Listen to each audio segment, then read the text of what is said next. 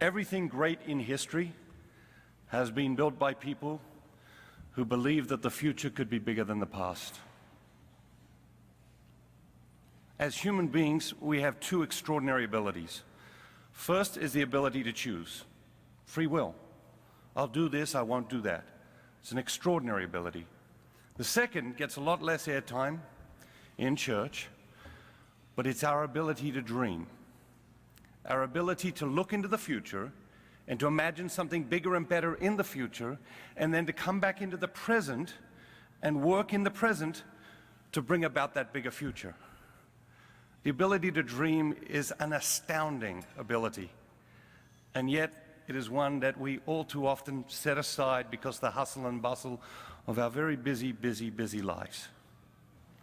This is a time when we as Catholics need to dream again. It's a time when we as Catholics need to step back from our crazy, noisy, busy world and ask ourselves, what do we envision the Catholicism of our children, our grandchildren, our great-grandchildren, and for many, many generations to come here in America? It's critically important because the tide on Catholicism is going out. Even the most casual observer comes to that conclusion. Only 29% of American Catholics attend church on Sunday. That number has been declining for several decades now, essentially since the 60s. When we think about that number, it's sort of hard to put it in perspective, but I think it's important that we do. Very often as I travel around the world, and primarily here in the United States, people ask me, what would the church be like in America 10 years from now? What would the church be like in America 20 years from now? Now, the truth is, the answer to that question, you and I, we get to answer that question. Because what we do today and next week and next year and the year after that will determine exactly what the church in America is like 10 years from now or 20 years from now. But I can tell you what the church will be like 10 years from now or 20 years from now if we don't do something. Just take a look straight across the Atlantic Ocean into Europe, and there's your answer. Mass attendance in Italy, 11%. Germany, 9%. France, 4%. Scandinavian countries, 2%. In Ireland, Catholic Ireland, mass attendance for young adults between the age of 20 and 30, 1%. Is that the church we want for our children? Is that the church we want for our grandchildren? Because if the answer is no, and I think the answer is a resounding no, then we have to do something radically different. We need game changers. We need to start thinking about this on a completely different level. I was approached about 7 years ago. I've been writing and speaking in the Catholic world for 22 years this year, but 7 years ago I was approached by a group of my friends. They invited me on a golfing trip. I thought that would be nice. So I agreed to attend this golfing trip. But on the first night of the golfing trip, it became very clear to me that it wasn't a golfing trip. It was an intervention. And I was the focus of this intervention. And my friends, 5 of them, very well accomplished, very well respected men in their own right, had basically decided that my life needed to change. At that time, I was on the tail end of spending almost 15 years on the road and traveling about 250 days of every year. And they basically approached me and said, hey, Matthew, you've done all right. I mean, you're inspiring people out there with those talks, and lots of people are reading your books, and you've had a whole bunch of bestsellers, and that's not bad. But here's our challenge to you. We want you to stop doing all of that and ask yourself, how can you have 100 times more impact in the next 15 years than you have in the past 15 years? And that's my challenge for all of you tonight. Whatever it is you're doing, and you're all doing lots of good things, you know, and we all see the same people at all the same thing. I mean, I look out here tonight, I see 100 dynamic Catholic donors. You know, we're all involved in all the same things, we're all doing good things. But my challenge for you tonight is, however long you've been involved in this, is 10 years or 20 years or 50 years, how can you have 100 times more impact in the next 10 years than you did in the last 10 years? And the only way to do that is to really step back and rethink the whole thing. These guys gave me vertigo. These guys had my head spinning. You know, I came out of that weekend completely disoriented about my life, the work, the ministry, just the whole thing. But I knew they were right. I knew they were right. I knew that what I was doing was not scalable and was not sustainable. I knew that I could not stay on the road for 250 days a year for the rest of my life, and I knew that I couldn't reach enough people even if I did stay on the road 250 days a year for the rest of my life. It wasn't sustainable, and it wasn't scalable. And that's the only way we can build that bigger future. If we start to think to ourselves, how can we create everything in a way that's scalable and sustainable? One of the greatest inventions in history was one day when a man realized that he could move a rock that was 10 times larger than a rock he could lift if he just stuck a stick under it and used the stick to create leverage. Leverage, one of the greatest inventions in history. Leverage invites us into a world of sustainability and scalability. So how can we have 100 times more impact in the next decade than we did in the last decade? I got my staff together. So my head was spinning, so I decided to make some other people's heads spin. And I said to them, if we had to stop doing everything we're doing at the moment and do new things next year, what would we do? They got all nervous. What do you mean? We can't stop doing what we're doing. I mean, we just can't stop doing what we're doing right now. Because I said, well, why not? Well, because it's my job, you know. No, I said, seriously, if we had to stop doing everything we're doing and do new things next year, what would we do? They said, well, what's the criteria? I said, only one criteria. Any idea you bring to the table has to have the ability to be a complete game changer for the Catholic Church in America. I gave them 30 days. They came back 30 days later with 86 ideas. We spent 2 days in a conference room analyzing every idea. Some ideas didn't last 3 minutes. The rest of the group just said, no, there's no way that idea can be a complete game changer for the whole Catholic Church in America. And the idea was dismissed. But there are a handful of ideas, 6 of them, that we decided, okay, we're going to spend the next 20 years doing those 6 things. One of those ideas was the research. In 2009, we undertook the biggest research project ever in the history of the Catholic Church in America to work out what is the difference between a highly engaged Catholic and a disengaged Catholic, because if you don't know the difference, you can't increase engagement amongst Catholics in America. And I'll come back to that, because that's the main thing what I'm going to speak about tonight. One of the other ideas that came on the table in this meeting was one of my staff said to me, we should develop world-class learning systems for the Catholic moments. I said, well, what's the Catholic moments? I think I know, but just let's make sure we're talking about the same thing. He said, well, baptism and First Communion and First Reconciliation and marriage prep and confirmation and RCIA. He said, we've got these Catholic moments, we've got these enormous captive audiences, and we're not doing a good job of engaging them. These should be the moments in the life of a Catholic where we win them forever. And we're actually losing them through these moments. I said, okay, I'm listening. This could be a game changer for the Catholic Church in America. How would we go about it? He said, well, we've got to come into the 21st century. He said, at the moment, we got like a 1960s model. I said, what is that? He said, you like workbooks and textbooks, 1960s model. I said, okay, well, what are you proposing? He said, well, I don't know if you heard about it, but in the 1980s, they invented something called the VCR. I said, I did hear about it, you condescending little. I said, okay, VCR. He said, there are 1 million Catholics get confirmed in the United States every year. There's no video content for confirmation. Workbooks and textbooks. I said, okay, you've really got my attention now. He said, we need video, we need internet. We haven't even discovered the internet as a church. We've got to come into the 21st century with learning systems that are truly world-class and engaging for these Catholic moments. I said, okay, that's great, I like that. That's awesome. Where should we start? He said, we should start with confirmation. I said, why confirmation? He said, 1 million Catholics get confirmed every year. 85% of them now stop practicing their faith within 7 years of being confirmed. We are hemorrhaging young people from the church. Absolutely hemorrhaging young people from the church. I said, okay, you've really got my attention now. He said, I'm not finished yet. I said, okay, finish. He said, we think it's critical that we create these programs in such a way that we can make them free to every parish in the United States of America. I said, okay, how are you going to pay for that? He said, we'll raise some money. I said, okay, how much will confirmation cost?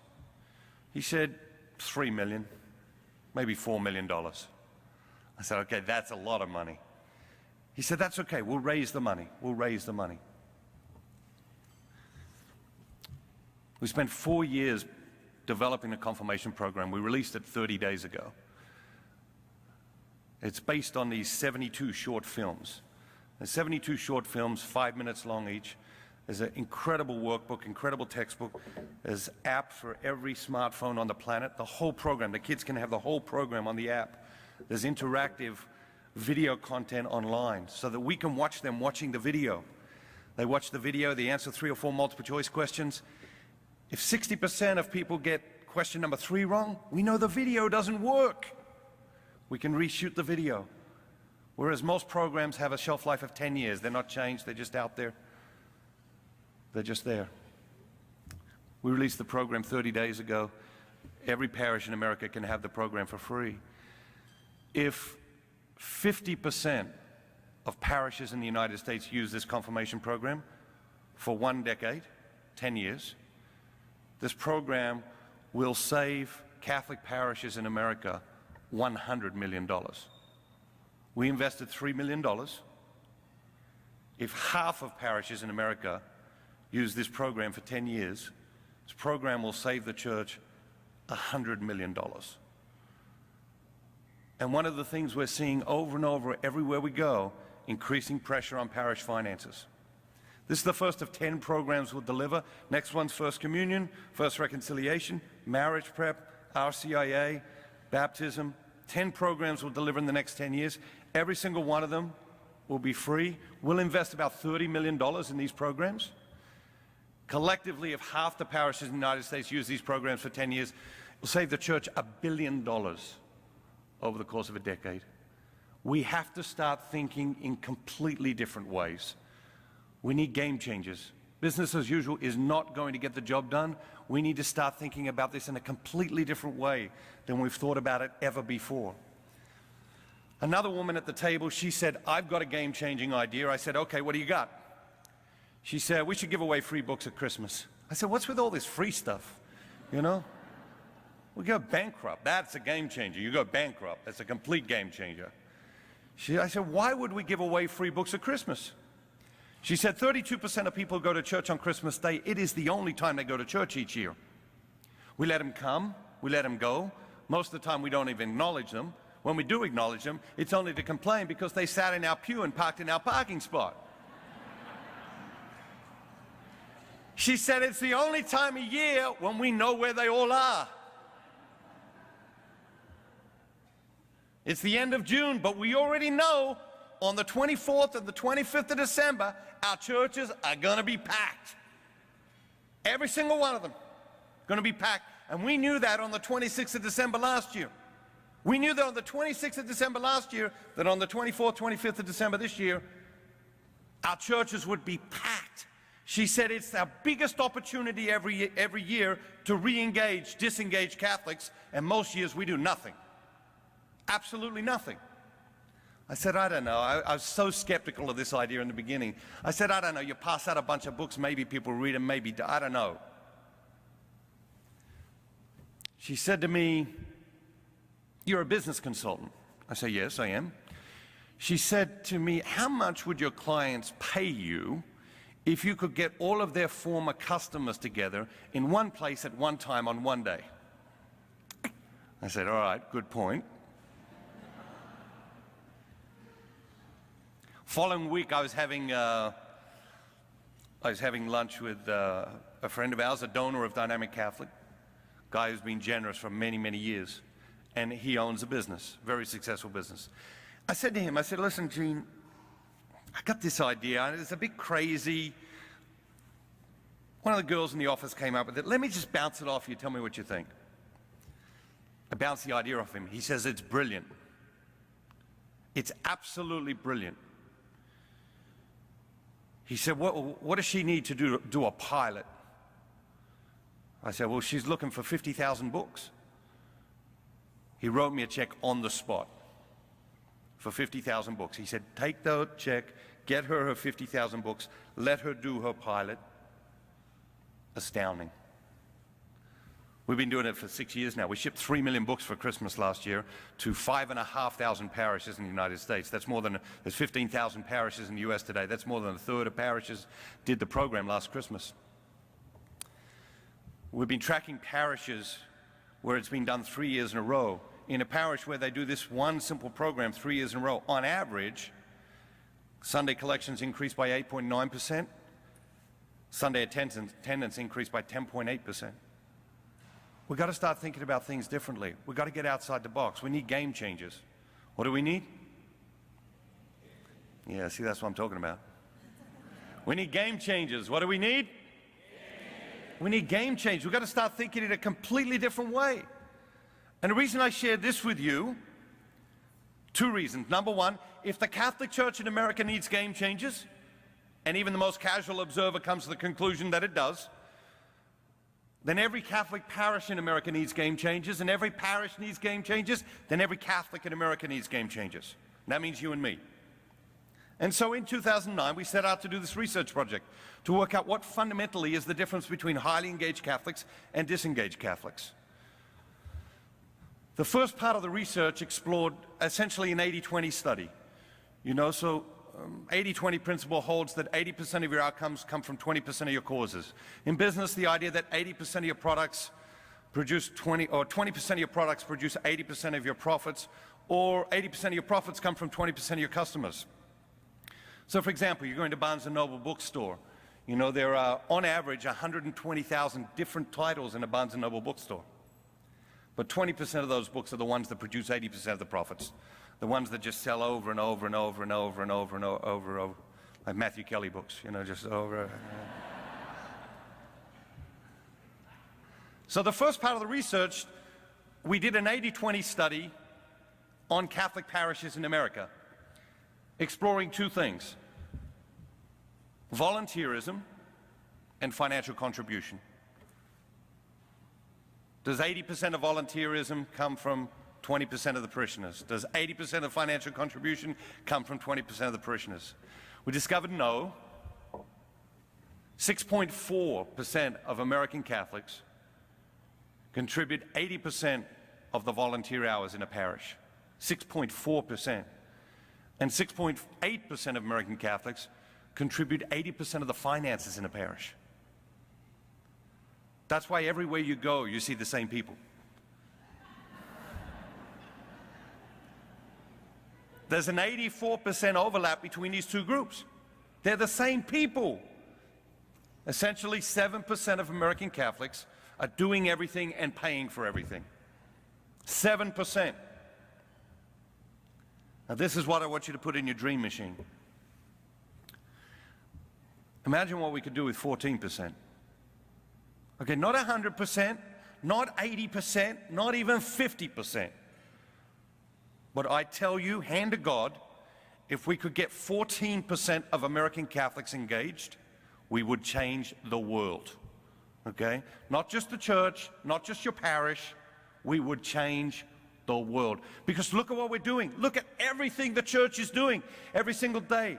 Catholic Church feeds more people, houses more people, clothes more people, visits more imprisoned people, takes care of more sick people, educates more people than any other institution on the planet Earth that could ever hope to, and all of that's being done by 7% of Catholics. Imagine what we could do with 14%. I kid you not, we would change the world. And so that is what we need to get our head around. How do we do that? How do we do that? How do we increase it by 1% each year for 7 years? How, in the Diocese of Columbus, can we get 1% more engaged Catholics every year for the next 7 years? If you've got 1,000, I know we count families, but if you've got 1,000 adults in your parish, 70 of those people are doing everything and paying for everything. A 1% increase is only 10 more people. There's only 10 more people. Let's find the 10 people. Let's really pour ourselves into those 10 people, really invest in those 10 people, and raise them up as highly engaged Catholics. Obviously, the question becomes, how do we do that?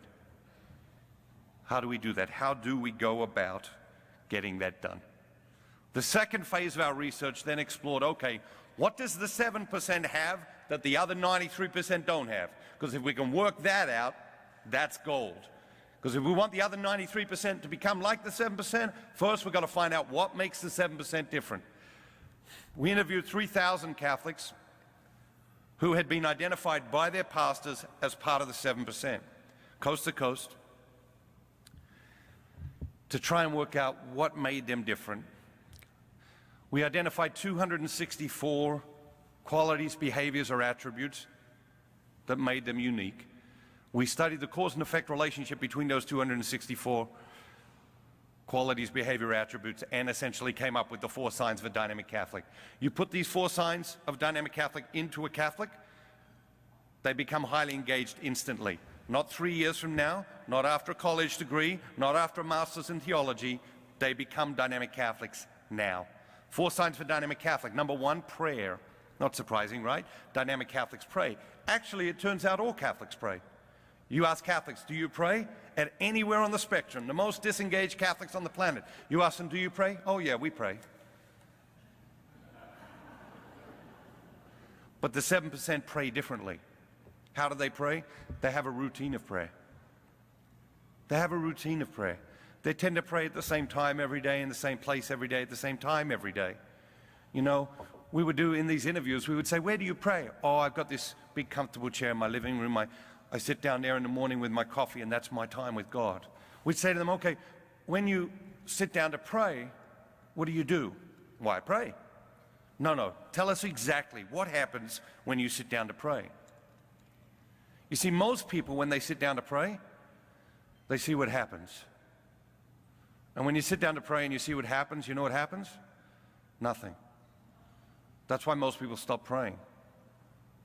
One of the most astounding things we discovered in the research, 86% of Catholics have never been taught how to pray outside of sacramental life.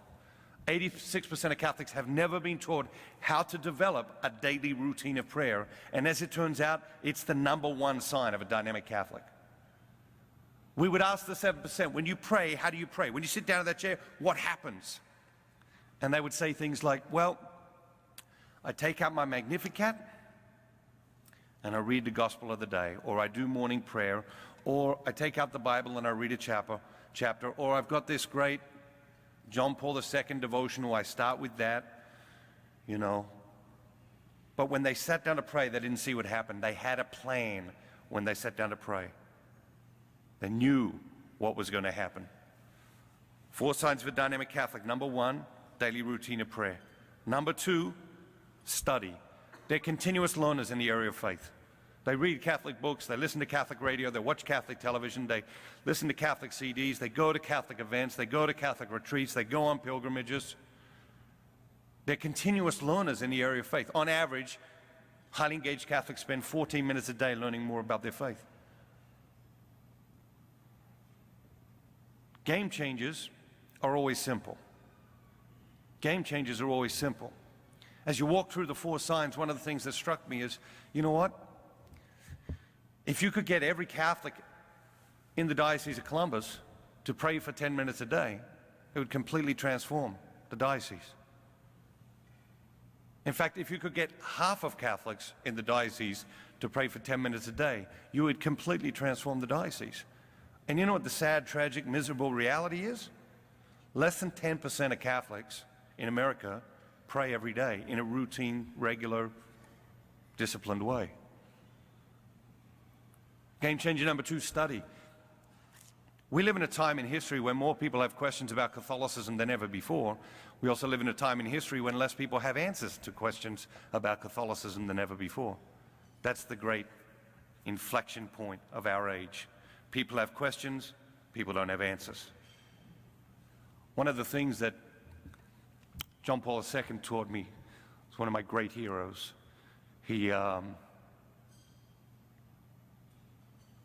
Came to Sydney when I was a kid. I was about 13 years old. My dad took me to Mass with him.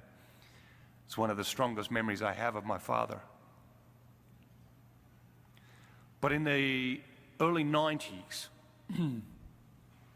John Paul II was scheduled to have an interview, a television interview, which at the time was unprecedented, completely unprecedented, that a pope would be interviewed on television.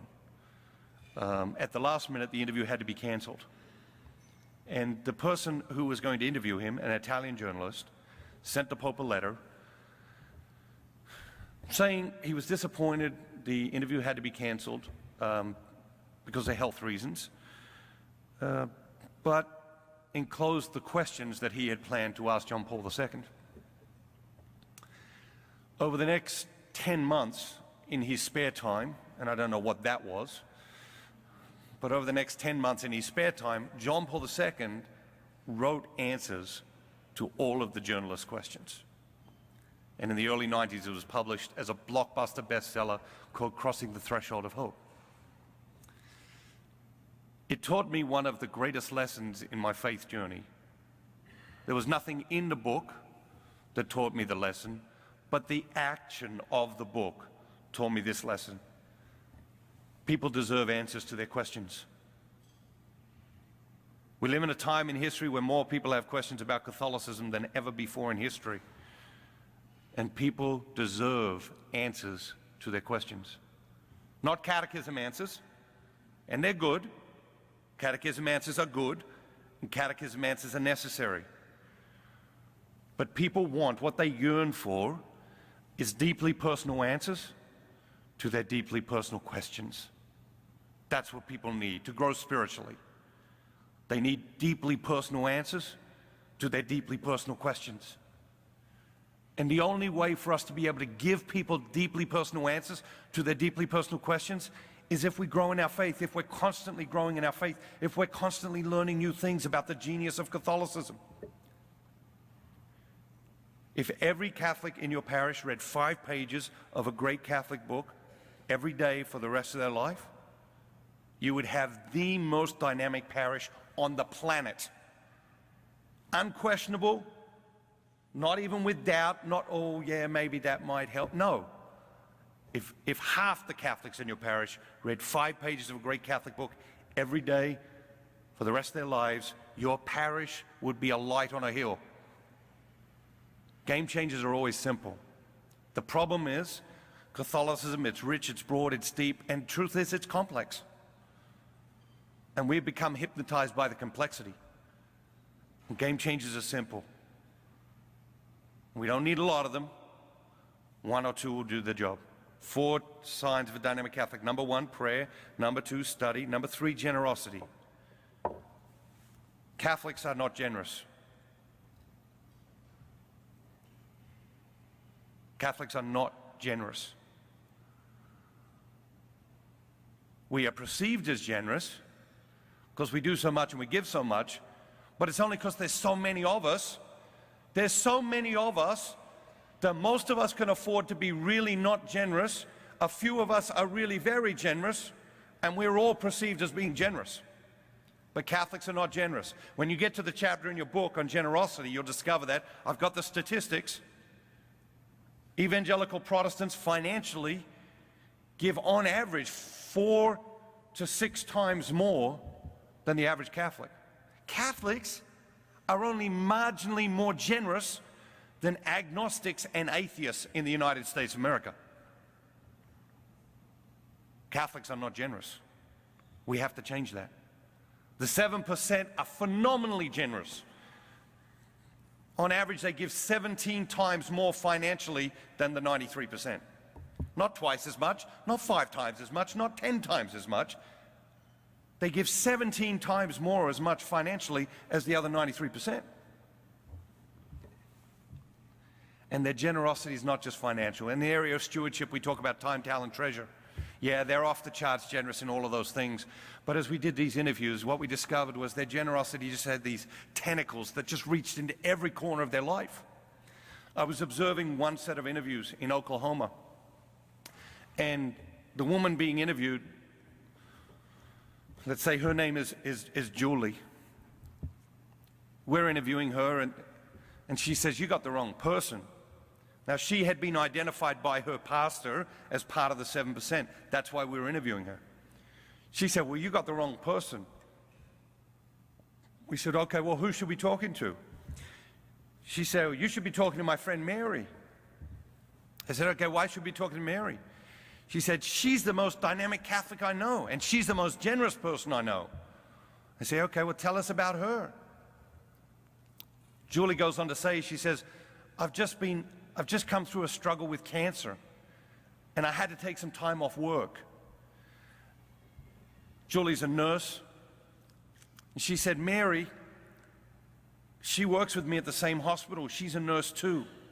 And the hospital, they let me have 1 month off leave with pay, and then after that I had to take time off leave without pay." She said, "My friend Mary, she organized a roster with the other nurses so that somebody would come to work on their day off and work in my place so that I could continue to get paid while I was sick." I interrupted the interviewer and I said to Julie, "Julie, how long were you off work?" She said, 4.5 years. For 4.5 years, this woman had organized a roster of someone to come in to work on their day off, to continue to work so her friend could continue to get paid while she's battling with cancer. And we heard stories like that over and over and over and over again. And there's stories like that in this room tonight. You know it, I know it. There's stories like that at every table in this room tonight. The 7%, you guys, you're phenomenally generous. Phenomenally generous. But most of the church doesn't get it yet. They just don't get it. They don't get it as part of life. And the truth is that I think there's a gaping hole in our spirituality, and it's around the theology of money. We have not learned how to teach Catholics about money. We've not learned to teach them how to spend it. We've not learned to teach them how to save it. We've not learned to teach them how to give it. And truth is, until we teach them how to save it and spend it and earn it, they're not going to really get good at giving it. And we've got a tremendous amount of work to do around that whole area of the theology of money. And one day when I get some time, I would love to do a book on that. I would love to do a course on that, because it is just so desperately needed. But I'm sort of hoping that someone beats me to it, because I got so much to do. The third sign of a dynamic Catholic is generosity.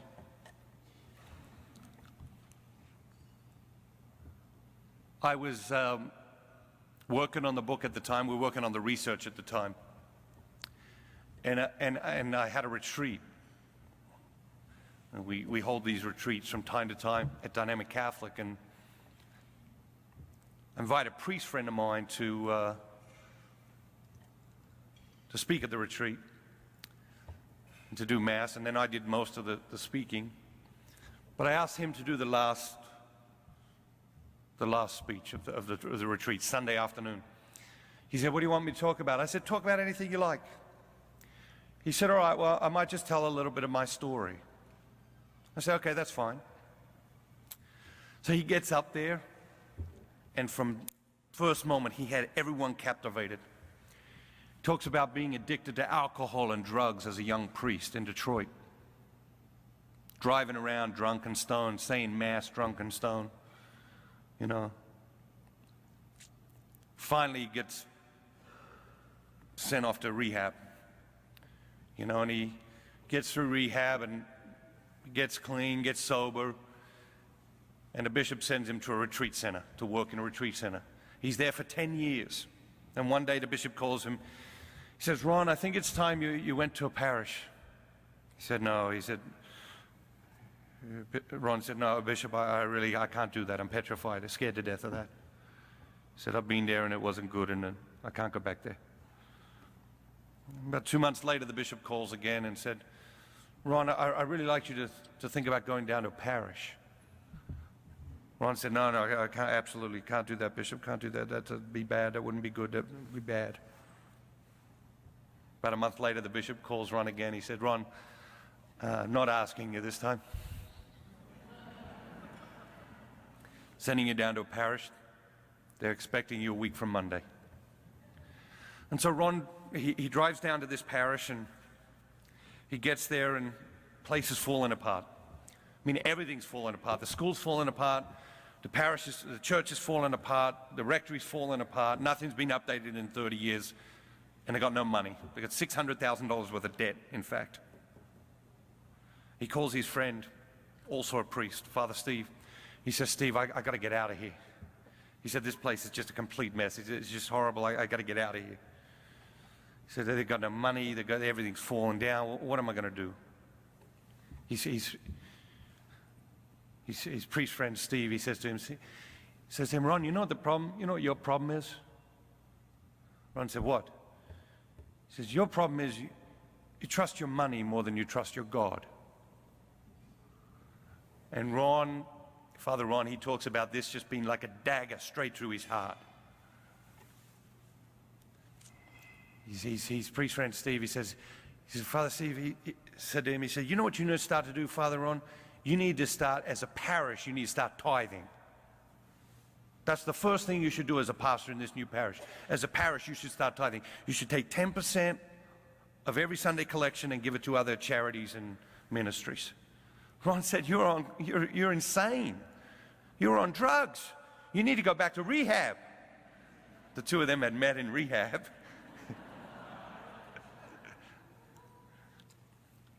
He said, no, Ron. He said, you got to put God in charge of this parish. Ron tells the story. He says, I'll show this guy.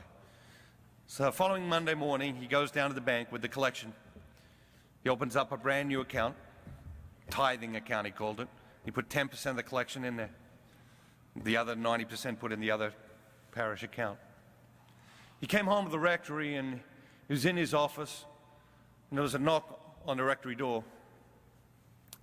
He went to the door, and there's an old man there, and he said to Father Ron, he said, you're the new priest here, aren't you?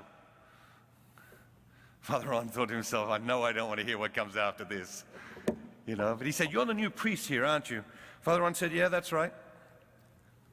He said, this place is falling down. He says, I walk past this place every day on the way to work. Forward and backward every day for 30 years. This place is falling down. You've got to do something about this. Father Ron said, well, are you a parishioner? He said, no, I'm not Catholic. He says, but this place is falling down. We've got to do something about this. He passed him an envelope. He says, here's a little bit of something to get you started. Ron goes back into his office, opens the envelope, $150,000 check. He said, speak, Lord, your servant is listening.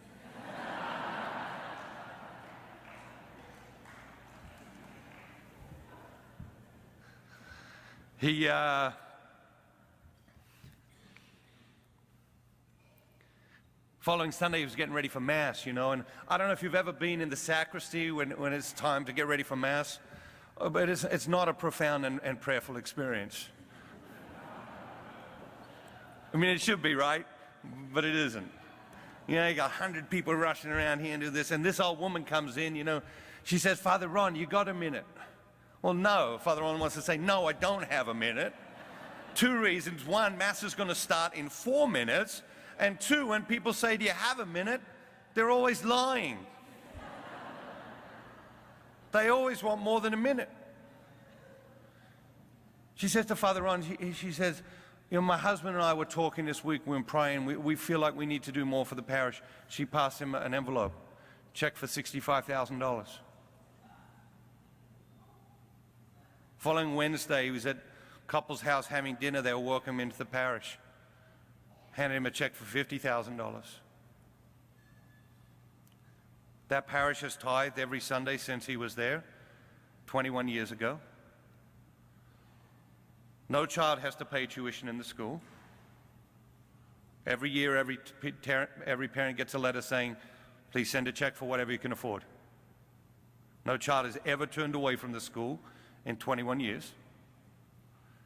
And that parish has updated their church, updated their school, updated the rectory, brought in some nuns, built them a convent, and has $7 million cash in the bank.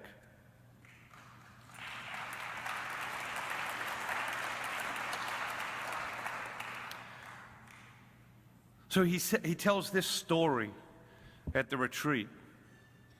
Tells this story at the retreat, and place is just silent. And then at the end of the story, he says, so here's my challenge to you today.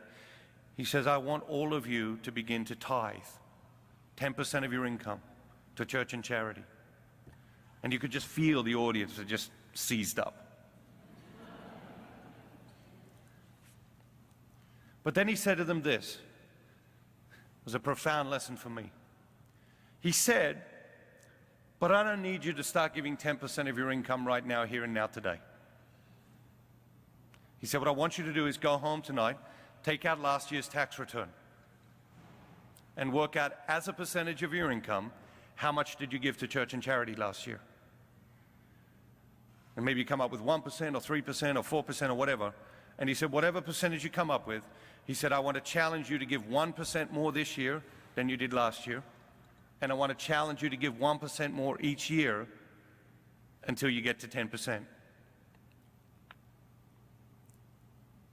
At the time, I was 30 years old.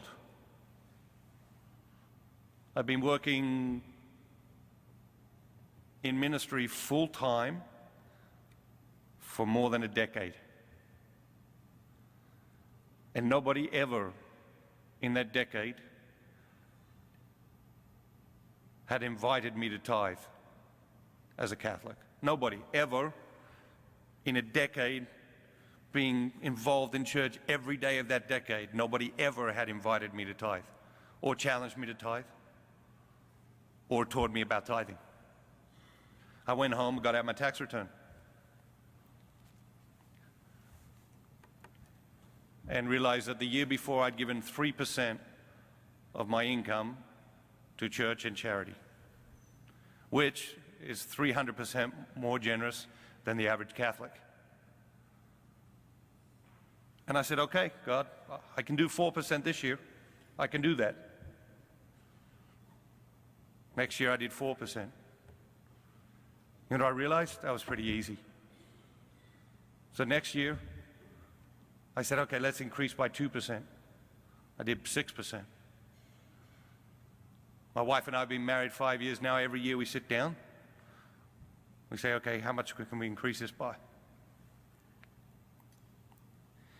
You know, we've been really super blessed, super abundantly blessed. You know, obviously I've had a lot of success in a lot of different areas, you know. But we will give 21% of our income to church and charity this year. And we'll increase it again next year, and we will increase it every year until it hurts. And I got to tell you, 21% it doesn't hurt. You know, I don't make millions and millions, but at 21% it doesn't hurt. I had breakfast last month with Rick Warren, famous evangelical pastor. Him and his wife do a reverse tithe. They give 90% of their income every year, and they live off 10% of their income.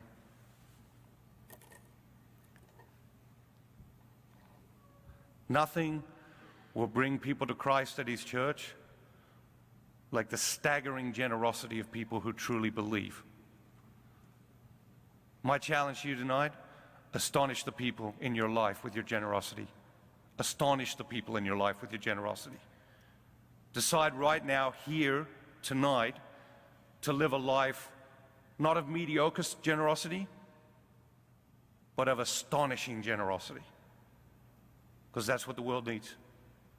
Third sign of a dynamic Catholic, generosity. Fourth sign of a dynamic Catholic, evangelization.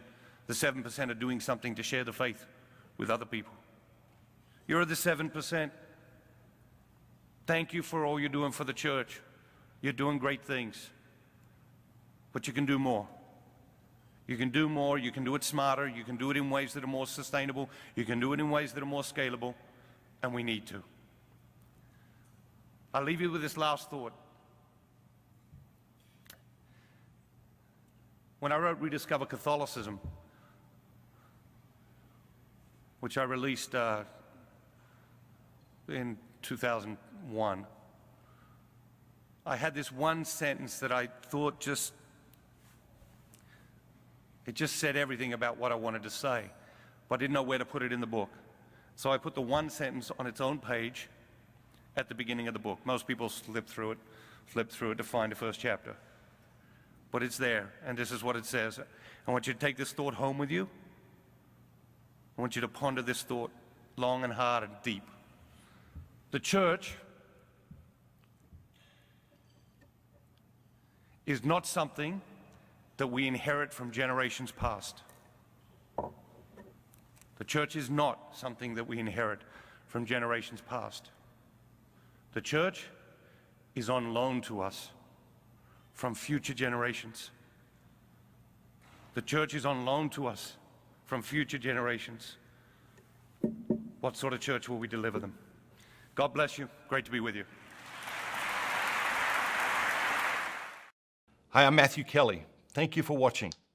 Every day we're releasing new videos and videos from the archives of the last 30 years. So click the button below and subscribe so that you can get notifications and be aware of all the great content that can have a powerful impact on your life.